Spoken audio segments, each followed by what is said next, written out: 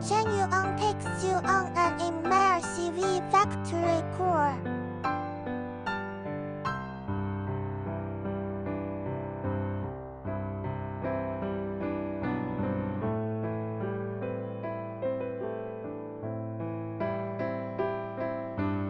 Calcium carbide is a kind of inorganic compound. The chemical formula is Cag2, is the main component of calcium carbide. For the white crystalline powder, industrial products are gray-black block, the cross-section is purple or gray.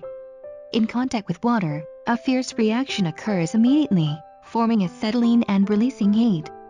Calcium carbide is an important basic chemical raw material, mainly used to produce acetylene gas. Also used in organic synthesis, oxylene welding and so on.